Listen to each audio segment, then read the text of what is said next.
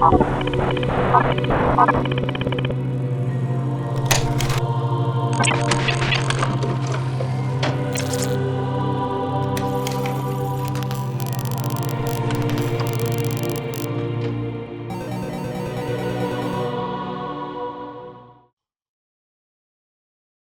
Music of Erich Zann by H.P Lovecraft. Read by Wayne June. I have examined the maps of the city with the greatest care, yet have never again found the Rue d'Orsay. These maps have not been modern maps alone, for I know that names change. I have, on the contrary, delved deeply into all the antiquities of the place, and have personally explored every region of whatever name which could possibly answer to the street I knew as the Rue d'Orsay. But despite all I have done, it remains an humiliating fact that I cannot find the house, the street, or even the locality where, during the last months of my impoverished life as a student of metaphysics at the university, I heard the music of Erich Zann. That my memory is broken, I do not wonder, for my health, physical and mental, was gravely disturbed throughout the period of my residence in the Rue d'Orsay, and I recall that I took none of my few acquaintances there.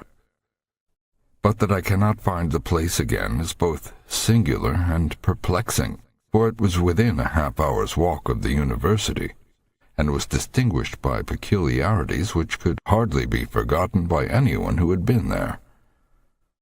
I have never met a person who has seen the Rue d'Orsay. The Rue d'Orsay lay across a dark river, bordered by precipitous black blear-windowed warehouses, and spanned by a ponderous bridge of dark stone. It was always shadowy along that river, as if the smoke of neighboring factories shut out the sun perpetually. The river was also odorous with evil stenches which I have never smelled elsewhere, and which may some day help me to find it, since I should recognize them at once.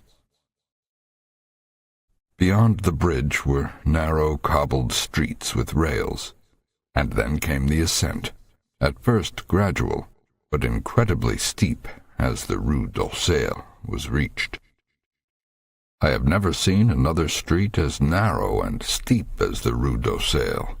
It was almost a cliff, closed to all vehicles, consisting in several places of flights of steps, and ending at the top in a lofty, ivied wall. Its paving was irregular, sometimes stone slabs, sometimes cobblestones, and sometimes bare earth, with struggling greenish-gray vegetation. The houses were tall, peaked-roofed, incredibly old, and crazily leaning backward, forward, and sidewise. Occasionally an opposite pair, both leaning forward, almost met across the street like an arch, and certainly they kept most of the light from the ground below. There were a few overhead bridges from house to house across the street. The inhabitants of that street impressed me peculiarly. At first I thought it was because they were all silent and reticent, but later decided it was because they were all very old. I do not know how I came to live on such a street, but I was not myself when I moved there. I had been living in many poor places, always evicted for want of money, until at last I came upon that tottering house in the Rue d'Orsay kept by the paralytic Blandot. It was the third house from the top of the street, and by far the tallest of them all. My room was on the 5th story, the only inhabited room there, since the house was almost empty. On the night I arrived, I heard strange music from the peaked garret overhead, and the next day asked old Blandot about it. He told me it was an old German viol player, a strange, dumb man who signed his name as Erich Zann, and who played evenings in a cheap theater orchestra, adding that Zann's desire to play in the night after his return from the theater was the reason he had chosen this lofty and isolated garret room, whose single gable window was the only point on the street from which one could look over the terminating wall at the declivity and panorama beyond. Thereafter I heard Zann every night, and although he kept me awake, I was haunted by the weirdness of his music. Knowing little of the art myself, I was yet certain that none of his harmonies had any relation to music I had heard before, and concluded that he was a composer of highly original genius. The longer I listened, the more I was fascinated, until after a week I resolved to make the old man's acquaintance. One night, as he was returning from his work, I intercepted Zann in the hallway and told him that I would like to know him and be with him when he played. He was a small, lean, bent person, with shabby clothes, blue eyes, grotesque, satyr-like face, and nearly bald head, and at my first words seemed both angered and frightened. My obvious friendliness, however, finally melted him, and he gradually motioned me to follow him up the dark, creaking, and rickety attic stairs. His room, one of only two in the steeply pitched garret, was on the west side, toward the high wall that formed the upper end of the street. Its size was very great, and seemed the greater because of its extraordinary barrenness and neglect. Of furniture there was only a narrow iron bedstead, a dingy washstand, a small table, a large bookcase, an iron music rack, and 3 old-fashioned chairs. Sheets of music were piled in disorder about the floor. The walls were of bare boards, and had probably never known plaster, whilst the abundance of dust and cobwebs made the place seem more deserted than inhabited. Evidently, Erich Zann's world of beauty lay in some far cosmos of the imagination. Motioning me to sit down, the dumb man closed the door, turned the large wooden bolt, and lighted a candle to augment the one he had brought in with him. He now removed his viol from its moth-eaten covering, and taking it, seated himself in the least uncomfortable of the chairs. He did not employ the music rack, but, offering no choice and playing from memory, enchanted me for over an hour with strains I had never heard before, strains which must have been of his own devising. To describe their exact nature is impossible for one unversed in music. They were a kind of fugue, with recurrent passages of the most captivating quality, but to me were notable for the absence of any of the weird notes I had overheard from my room below on other occasions.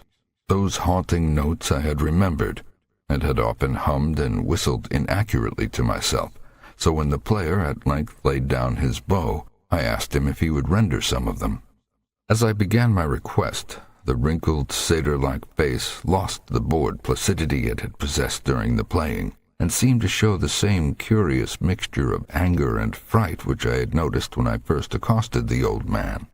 For a moment I was inclined to use persuasion, regarding rather lightly the whims of senility, and even tried to awaken my host's weirder mood by whistling a few of the strains to which I had listened the night before, but I did not pursue this course for more than a moment, for when the dumb musician recognized the whistled air, his face grew suddenly distorted with an expression wholly beyond analysis, and his long, cold, bony right hand reached out to stop my mouth and silence the crude imitation.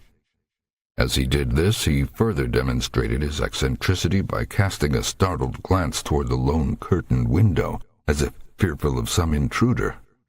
A glance doubly absurd, since the garret stood high and inaccessible above all the adjacent roofs, this window being the only point on the steep street, as the concierge had told me, from which one could see over the wall at the summit. The old man's glance brought Blandot's remark to my mind, and with a certain capriciousness I felt a wish to look out over the wide and dizzying panorama of moonlit roofs and city lights beyond the hilltop, which of all the dwellers in the Rue d'Orsay only this crabbed musician could see. I moved toward the window and would have drawn aside the nondescript curtains, when with a frightened rage even greater than before the dumb lodger was upon me again, this time motioning with his head toward the door as he nervously strove to drag me thither with both hands. Now thoroughly disgusted with my host, I ordered him to release me, and told him I would go at once. His clutch relaxed, and as he saw my disgust and offense, his own anger seemed to subside. He tightened his relaxing grip, but this time in a friendly manner, forcing me into a chair. Then, with an appearance of wistfulness, crossing to the littered table, where he wrote many words with a pencil in the labored French of a foreigner. The note which he finally handed me was an appeal for tolerance and forgiveness. Zann said that he was old, lonely, and afflicted with strange fears and nervous disorders connected with his music and with other things. He had enjoyed my listening to his music and wished I would come again and not mind his eccentricities, but he could not play to another his weird harmonies, and could not bear hearing them from another, nor could he bear having anything in his room touched by another. He had not known until our hallway conversation that I could overhear his playing in my room, and now asked me if I would arrange with Blondeau to take a lower room where I could not hear him in the night. He would, he wrote, defray the difference in rent. As I sat deciphering the execrable French, I felt more lenient toward the old man. He was a victim of physical and nervous suffering, as was I, and my metaphysical studies had taught me kindness. In the silence there came a slight sound from the window. The shutter must have rattled in the night wind, and for some reason I started almost as violently as did Erich Zann. So, when I had finished reading, I shook my host by the hand and departed as a friend. The next day, Blondeau gave me a more expensive room on the 3rd floor, between the apartments of an aged moneylender and the room of a respectable upholsterer. There was no one on the 4th floor. It was not long before I found that Zann's eagerness for my company was not as great as it had seemed while he was persuading me to move down from the 5th story. He did not ask me to call on him, and when I did call, he appeared uneasy and played listlessly. This was always at night. In the day he slept and would admit no one. My liking for him did not grow, though the attic room and the weird music seemed to hold an odd fascination for me. I had a curious desire to look out of that window, over the wall, and down the unseen slope at the glittering roofs and spires which must lie outspread there. Once I went up to the garret during theater hours when Zann was away, but the door was locked. What I did succeed in doing was to overhear the nocturnal playing of the dumb old man. At first I would tiptoe up to my old 5th floor. Then I grew bold enough to climb the last creaking staircase to the peaked garret. There in the narrow hall, outside the bolted door with a covered keyhole, I often heard sounds which filled me with an indefinable dread, the dread of vague wonder and brooding mystery. It was not that the sounds were hideous, for they were not, but that they held vibrations suggesting nothing on this globe of earth, and that at certain intervals they assumed a symphonic quality which I could hardly conceive as produced by one player. Certainly, Erich Zann was a genius of wild power. As the weeks passed, the playing grew wilder, whilst the old musician acquired an increasing haggardness and furtiveness pitiful to behold. He now refused to admit me at any time, and shunned me whenever we met on the stairs. Then one night, as I listened at the door, I heard the shrieking viol swell into a chaotic babble of sound, a pandemonium which would have led me to doubt my own shaking sanity had there not come from behind that barred portal a piteous proof that the horror was real. The awful, inarticulate cry which only a mute can utter, and which rises only in moments of the most terrible fear or anguish. I knocked repeatedly at the door, but received no response. Afterward I waited in the black hallway, shivering with cold and fear, till I heard the poor musician's feeble effort to rise from the floor by the aid of a chair. Believing him just conscious after a fainting fit, I renewed my rapping, at the same time calling out my name reassuringly. I heard Zann stumble to the window and close both shutter and sash, then stumble to the door, which he falteringly unfastened to admit me. This time his delight at having me present was real, for his distorted face gleamed with relief while he clutched at my coat as a child clutches at its mother's skirts. Shaking pathetically, the old man forced me into a chair whilst he sank into another, beside which his viol and bow lay carelessly on the floor. He sat for some time, inactive, nodding oddly, but having a paradoxical suggestion of intense and frightened listening. Subsequently he seemed to be satisfied, and crossing to a chair by the table, wrote a brief note, handed it to me, and returned to the table, where he began to write rapidly and incessantly. The note implored me, in the name of mercy and for the sake of my own curiosity, to wait where I was while he prepared a full account in German of all the marvels and terrors which beset him. I waited, and the dumb man's pencil flew. It was perhaps an hour later, while I still waited, and while the old musician's feverishly written sheets still continued to pile up, that I saw Zann start, as from the hint of a horrible shock. Unmistakably he was looking at the curtained window and listening shudderingly, and I half fancied I heard a sound myself, though it was not a horrible sound, but rather an exquisitely low and infinitely distant musical note, suggesting a player in one of the neighboring houses, or in some abode beyond the lofty wall over which I had never been able to look. Upon Zann the effect was terrible, for, dropping his pencil, suddenly he rose, seized his viol, and commenced to rend the night with the wildest playing I have ever heard from his bow, save when listening at the barred door. It would be useless to describe the playing of Erich Zann on that dreadful night.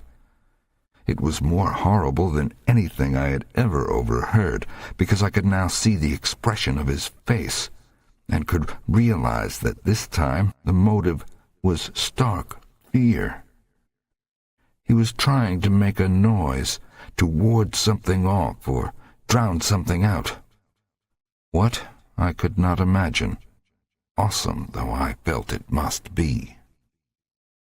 The playing grew fantastic, dense and hysterical, yet kept to the last the qualities of supreme genius which I knew this strange old man possessed. I recognized the air.